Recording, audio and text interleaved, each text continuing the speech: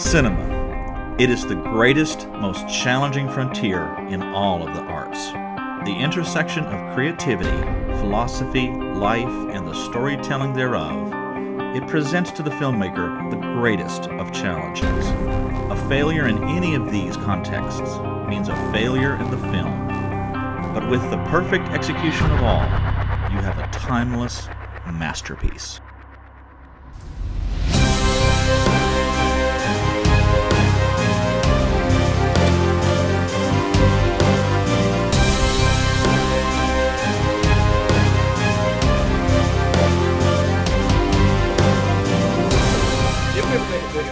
Out. This is a speech exercise that Matthew has come up with for us to not use the phrases such as over and over again. So we're going to do a 5-minute speech exercise. We do that a lot. Yeah, like constantly. Probably I probably do it more than he does. That's probably true. So anytime Matthew or myself uses one of those terrible phrases, we're going to hit this panic button. Sorry. To remind ourselves not to say those things. And we decided to film it here just, as a little bit of a spoof, because Matthew, without the camera, was really struggling to do this. I can't talk. Me not talk good. I believe that. That was really good. Yeah, man. Yeah, man. Okay. We see. Right. All right, we're talking about Dunkirk here, though. Let's keep on the same subject. We were talking about Dunkirk. We decided to turn the film on because this was obviously a struggle, and we're not doing so good. So Matthew is not doing so good. I'm not doing so well. I'd like to take a brief moment to offer my apologies. So. Can I be more sorry? We will do a review tonight at some point. At some point, we'll get this going. As some of you may have noticed,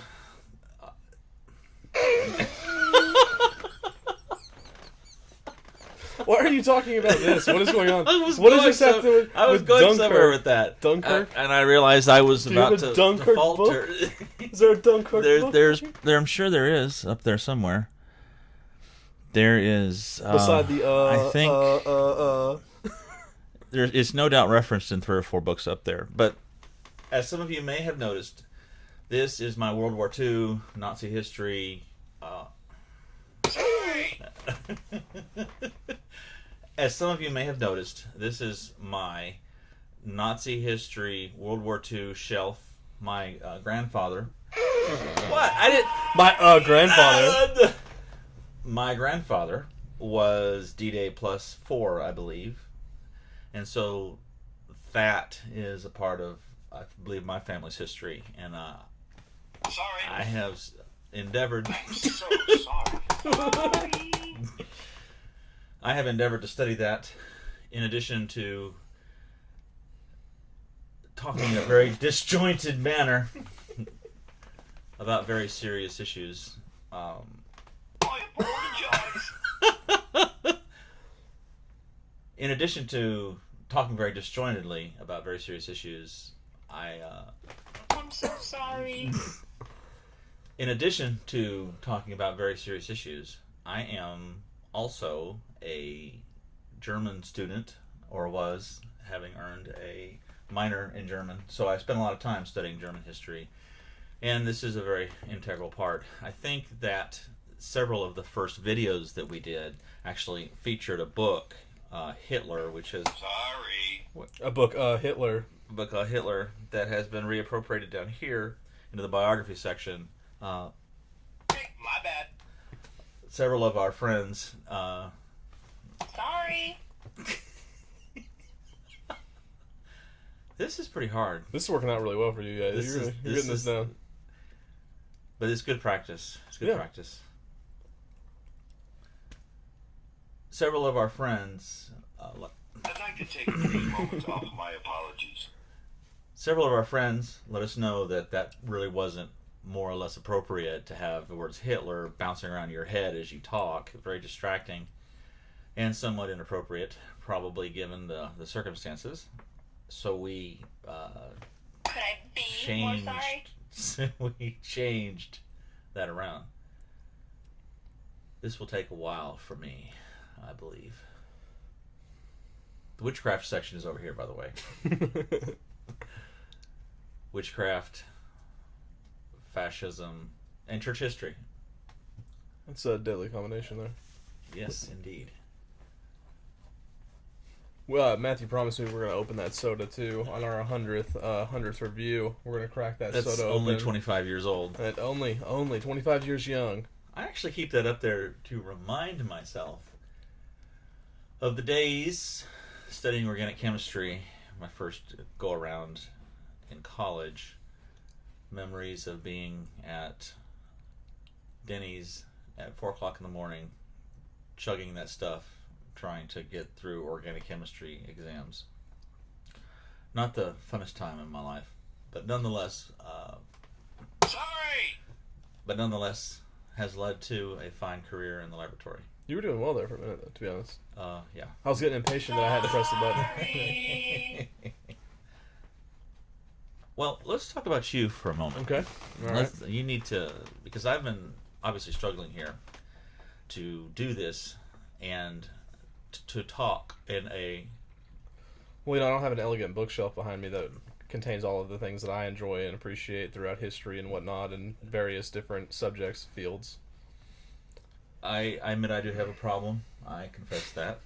I cannot stay out of used bookstores. There are worse habits, though. This is true. I love books. I won't deny that. So what are some of your passions, Mr. Beckner? Video gaming. Video gaming is a strong passion for me, always will be. I will still be playing video games probably whenever I am 2 times your... Oh, I won't live that long. Whenever I am... You're going to get eaten by a shark, right? Right, yeah, I have a shark attack on the way. There you go. There's one.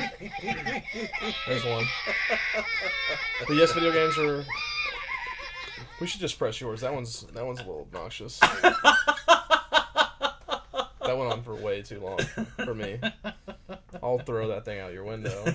But yeah, video games have always been a really strong passion for me. Always probably will be. They satisfy a competitiveness that I have within myself, and I'll probably always need that throughout my life to keep my mind on a level track rolling. I don't know why that sort of it satisfies something for me, and it keeps me sane. It's been a little bit of an escape for me, I guess, really, from everyday life, everyday stress. Now, your dad was not a big enthusiast of these video No. games. Well, I mean, what's interesting, my dad was never really too anti that.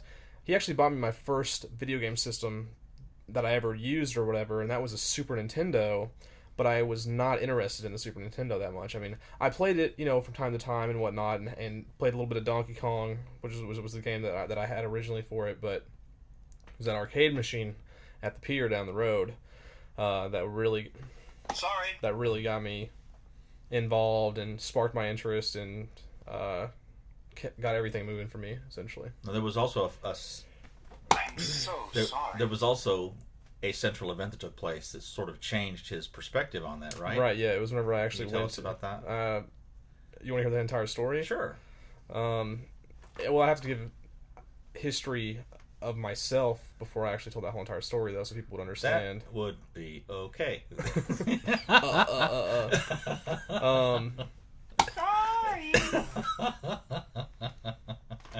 So whenever I was growing up, San Diego, living on a naval base, father was in the military, there was a pier right next to the naval base that we were living at that contained a hoagie shop, various other things, little odd and end store, touristy kind of stuff. Had a couple of arcade machines in it. One of them happened to be a World Championship Street Fighter 2 edition. I apologize. And I fell in love with it. I thought the characters, the colors, everything was really cool with it. I'm so sorry. I actually lost my train of thought there. I was Sorry. yeah, and I just fell in love with it. My dad gave me an allowance that I was $5 a week, and I would spend almost all of it on that. First, I was terrible. I had certain characters I wanted to play, wanted to learn, but as a kid, you don't have the intellectual capabilities to instantly be good at something. So it took time. Eventually, it got to where I would spend only like a quarter of that $5 and play for the whole day. Started playing against other people that would come in. Started beating them. Realizing that I was actually quite good at the game. Was beating people that were my age now. Hey, my bad. And that kind of opened my eyes up to it. And it wasn't until online gaming came out, whenever you had the capabilities of playing anybody anywhere in the world at any given time, that I realized how good I actually was. I was on top of the leaderboard on PlayStation 2 for Street. But your Sorry. but your dad really didn't see this, right? He didn't care about that. That was irrelevant, though. I mean, that was video games were, just an entertainment to him. Where to me, I was seeing what was happening with them. I was hearing about things. I kind of saw a movement taking place. This was an entire ecosystem, right? Yeah, and it was very small in the beginning. It was, I mean, I'd like to take the tournaments that I would go to and stuff like that after all this took place were a couple hundred people.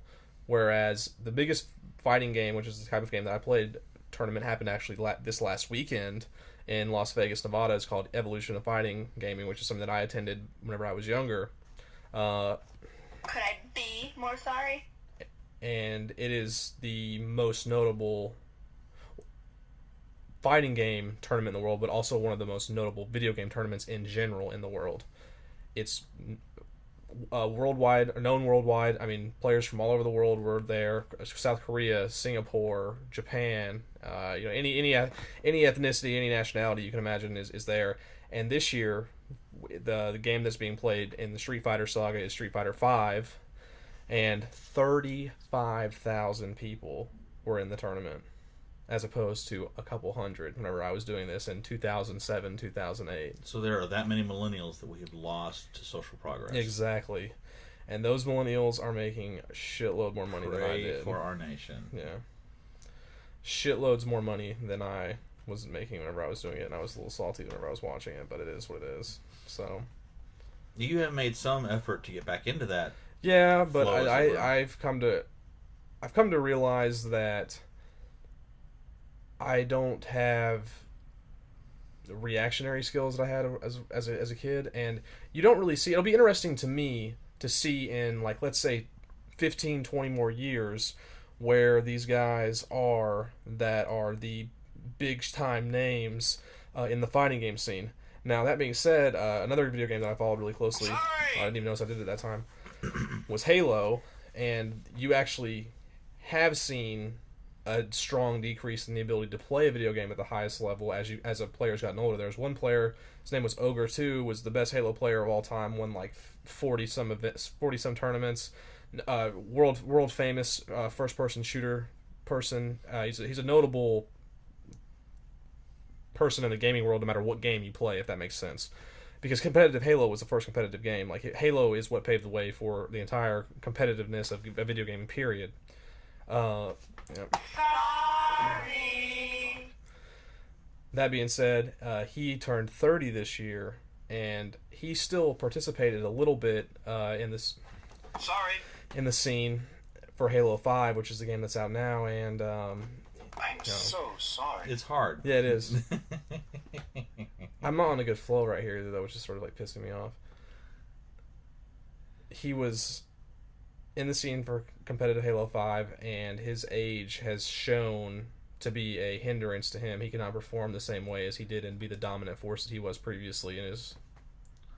That's very interesting. What age bracket would you say is ideal for the whole responsiveness? I mean, is that the age that the United States military needs to consider having fighter pilots? Well, it's interesting. I think that's an interesting... Sorry. Did I said it at the very end. Oh, you did? Okay. I was like, I don't think I said it right there.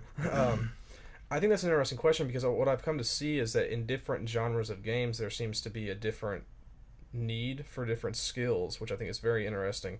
In games that are first-person shooters, where you have a cursor in the middle of the screen and you have to move that cursor or that center of your screen to continuously hit shots on a target, you seem to need to have the quickest adaptive brain possible.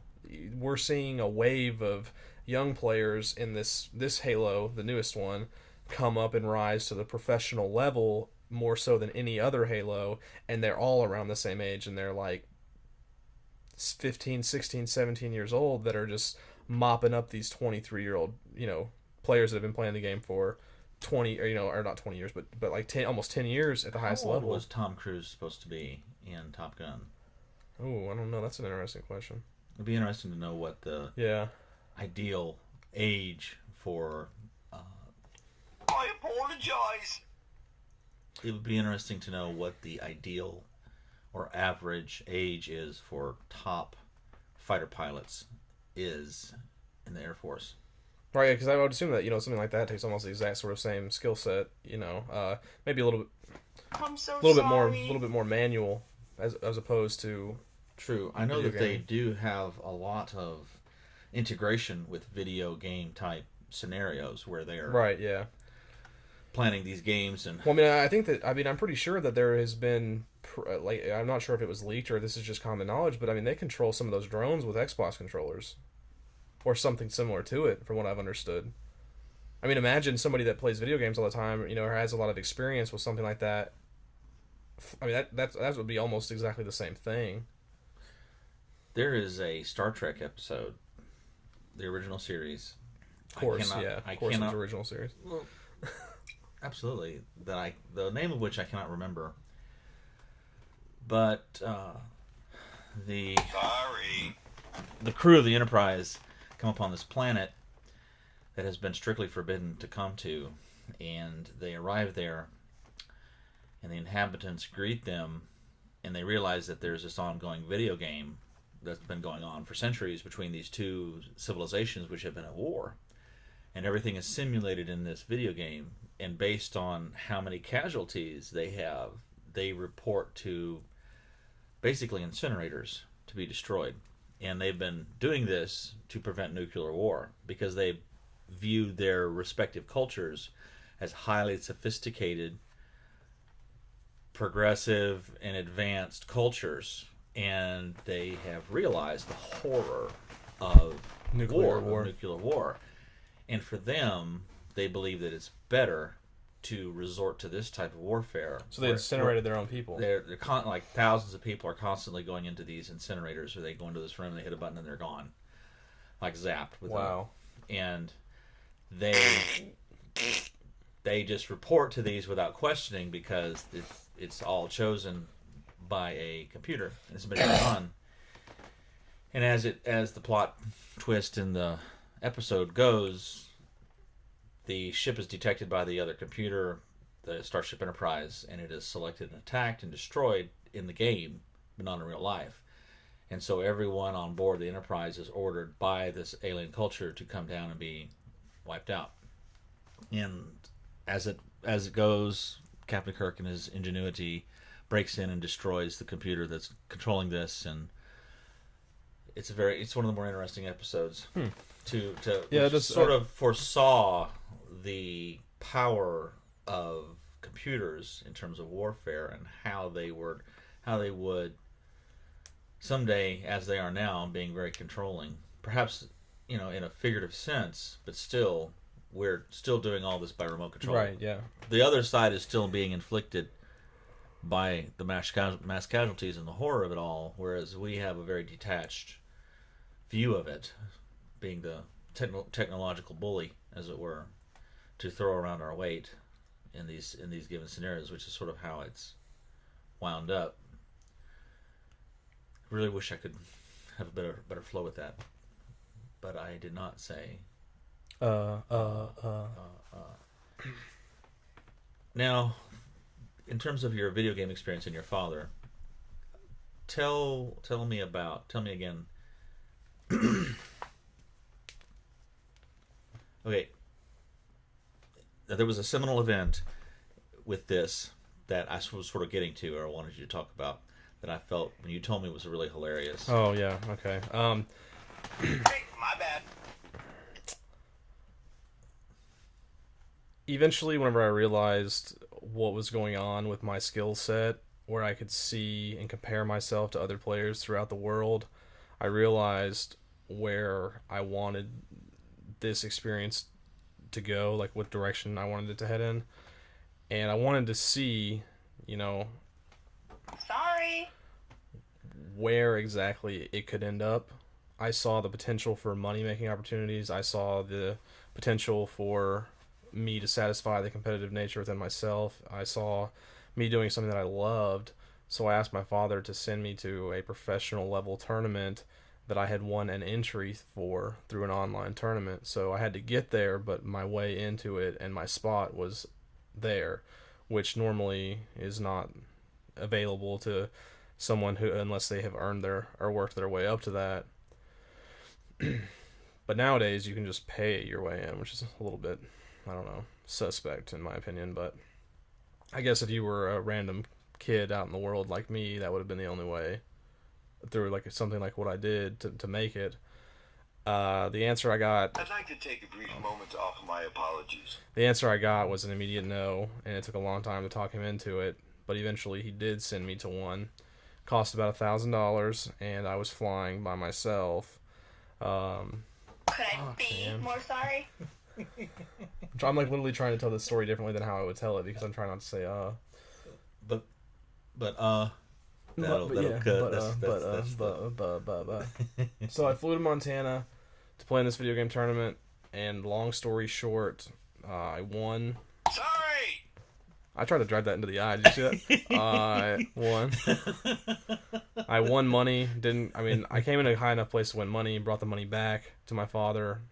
I had a bank account at that time that was in his name, but my name was also on it, and I had my father's friend who was watching us take me to the bank so that I could cash it, and left his portion of the money, which was $1,000, on the kitchen table for him to see whenever he got home. And then he came to talk to me about it in my room, and this is the part of the story Matthew likes.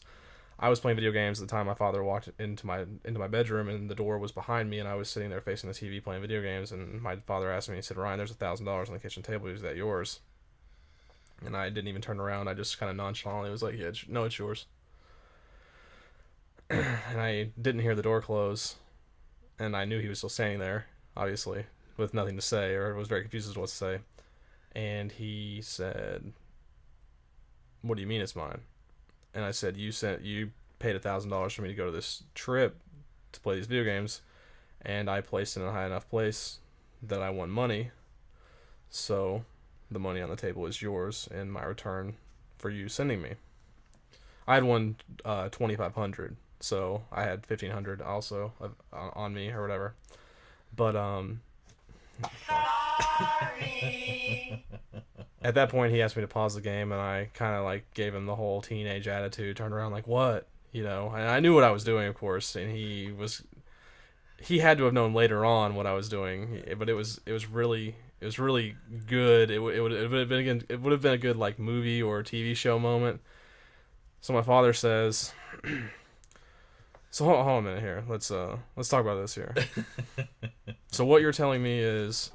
Well, no, was that what he said? Yeah, this is what my father said. So Yeah, I'm literally quoting my father here. Okay. So, let me get this straight. He said, what did I say? I just said it. So let me get this straight. He said, so let me get this straight. All this time you're in here on these games, not doing your schoolwork, not doing sports or anything, you're sitting here playing on these games. This is paying off for you. And I said, that's what it's looking like, isn't it? And we had talked, there was a little bit more to the story. This was like pretty much the end of the conversation or whatever, and my dad was still kind of standing there in the doorway holding the door, looking at me, and he just shook his head, and he said, "Man, times have changed." and he walked back out. And after that point in time, he became a little bit more interested. That's when he became a man, right? Yeah, that was yeah. No, the best story I've got of my father. I don't know if I've ever told you this. This is actually a really good story. You'll really like this one. It was shortly before my father died. Actually, it was really unfortunate. It was I'm so sorry. Sorry. as my father's death, or closer to my father's death, was the first time, or the first times that I was really starting to get to know my father beyond the military father-son script that we had. Our whole entire relationship basically was that, unfortunately, and it wasn't until like right there at the very end that I felt like I was starting to get to know him. I had turned 21, and he started to talk to me more about things, I apologize. about life, his history, himself as a person, which I never really got to truly know. It was more of just this figure in my life, which I hate to say that like that, because he was a good man. He just wasn't didn't know how to be a very good, a very good father. Maybe especially with the circumstances that we had, with our background and stuff. So it was very scripted. My whole entire life up to a certain point was very scripted. Did you feel I'm so anything sorry. when watching The Accountant? The relationship between that father? Not really. I mean, I don't. Was there any resonance there? Not really. I don't know. It's very. I had a very distant relationship with him, if that makes sense. Like, I didn't see him that often. He was always working, so we always had like after school arrangements, things like that. He did come to my sporting events. I did play sports in school and stuff. He did. He made good attempts to get to those things whenever he could. He really liked basketball, and I played that in high school. He didn't really care much for soccer because he didn't really understand it. He only played like baseball and basketball, so he liked to watch the sports that he knew something about, I guess.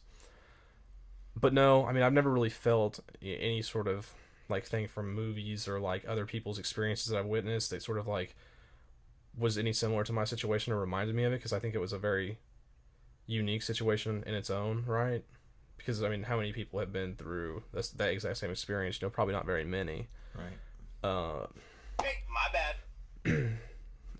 Anyway, back to this story. This is the best story I have of my father, and it was the most embarrassing. Like, this was just like a. I have no.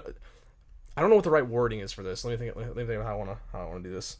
It was like my father showed me up, in like the most like insane way that I've ever seen in my entire life.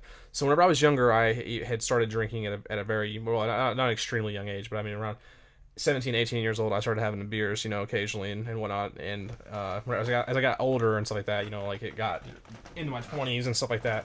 Or, I mean, 19, 20, I started drinking more. So I had a lot of drinking experience all the way up to my 21st birthday. Well, after I had been 21 for probably, I don't know, my father died in April, so this was probably like February of that year. I had turned, let's see, I had turned 21 in December, and this was February, and I had come home from college on a weekend, and my father was in pretty bad shape at that point in time with his problems, and I noticed that this day that I showed up, he was not on anything. He was like himself, like he was totally normal or whatever. And he asked me if I wanted to go get some beer, which my father had never done in our entire, and always had drilled me. I mean, he found beer and stuff like that in the house that I had or Right. various locations or whatever, and he would lay into me about it. And like, I would almost know whenever he had found it, because I would just hear this yell through the house, and it was the, Right. yeah, right. No, my dad had a deep, husky, my dad had, I showed you a picture of my I father. believe so. Man, this is gonna. Oh wait, let me blow your mind. Let me blow your mind. Okay, have you ever envisioned what my father looked like in your head, just out of like, I mean, people like sometimes out make something in their head or whatever. Do you know what You I'm said talking he was a about? big muscular guy, so I thought maybe like a Mr. Clean or something. All right, Like that's a military man, okay. close cut. That was my dad. That's not what I would expect. Yeah, at all, right? Nowhere near it. And of course, he has a beer. He's always, drinking all the time, but if he ever sees me with anything, he was always very like, and I don't know if you can see that in there, but he's like, I mean, that was a pretty large couch that we had, so it's not really good into proportion, but my dad was like 6'2". I mean, he was a big guy. I don't know where I didn't get any of those genes from. He was a colonel, you said? He was a master chief. Okay. He was. I mean, I didn't realize how big of a deal that was till I got a letter from the president when my dad died. It's up there in the near that shadow box. But yeah, apparently, like, Sorry. oh, yeah, sorry. But apparently, as the story goes, that I was never told by my father, during the Gulf War, my father was the I'd like to take navigator on the moments off USS my Anchorage, apologies. and they had intercepted it was, as it was described to me, almost like an overhead outline of this minefield layout in the water, and he navigated that aircraft carrier through that and didn't even, like, they didn't hit any mines or anything.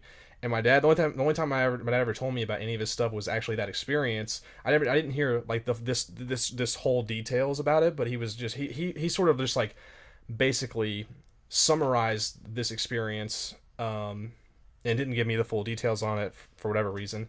But as he was doing that, he was in the nest of the ship, he said, and as he was, because they were off of a coastline, and as they were navigating through this minefield, he was watching guys on the deck of that ship just get sniped, and he's trying to like maintain his composure to get through this while people are literally, because they're sending stuff off, off of the ship at this point. This is like during a battle of some kind, and ships are, planes are taking off, and they're having to like, direct them and stuff like that, and he's just watching people just get machine gunned from the shorelines and stuff like that.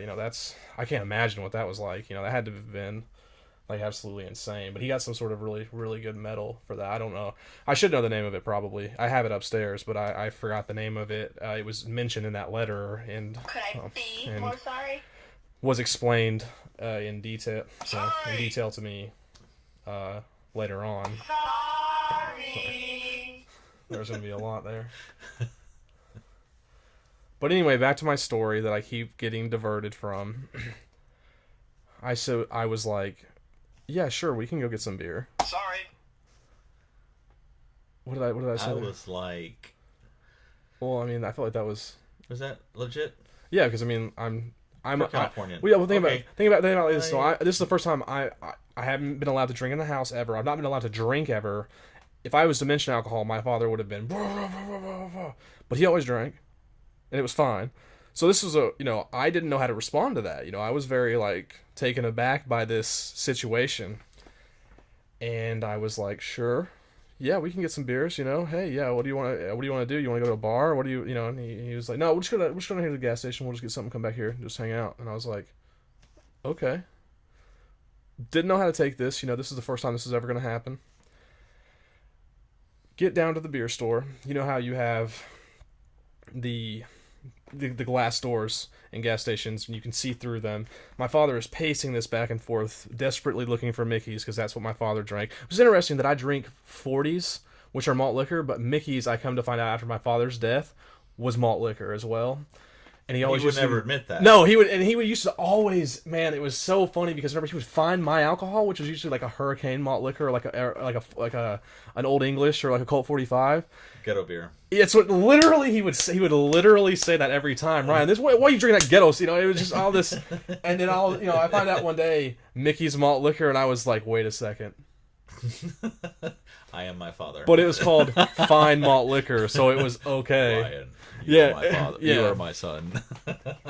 Yeah, he loved that stuff, and it's not a very popular drink, So I mean, he would have to look for it most of the time or whatever.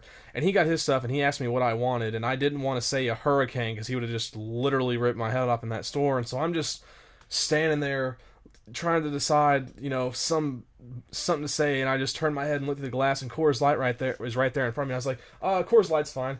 And I'm gonna stand up for this so I can demonstrate this to you.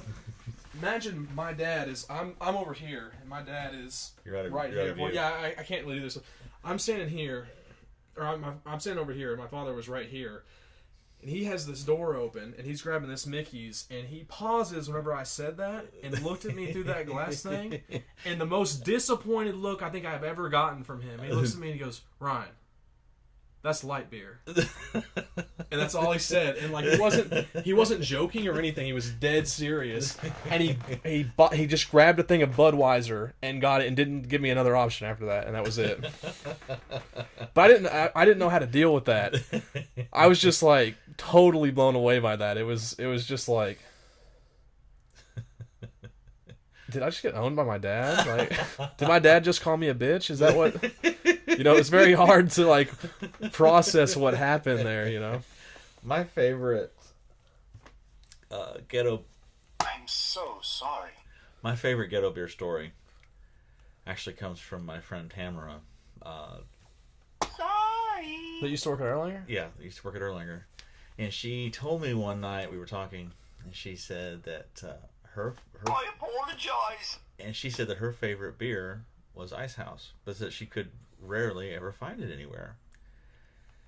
And she went to the store. There's this one store that she knew where it was at, and she went and bought a bunch. And as she was walking out, this homeless person walked up and asked her for money. And since she knew the guy was just going to buy beer with it, she offered him one of her Ice Houses. And he looked at her and said, I don't drink that crap. And Wow. you know, the moral of that story was when homeless people Turn you down, turn you you know won't you're- drink your beer. You know you're up your messing game. That's a good story. Actually, his verbiage was a little more explicit than that, but Yeah. I guess you get the picture. All right, so perhaps this will conclude our therapy session this time I'm so sorry. for our I did not say sessions. So perhaps we'll try this again sometime. But we have a movie review to do. We hope that you'll click around and look for that because it's going to be The Wave. The Wave, man. So anyway, thank you so much. Bye-bye.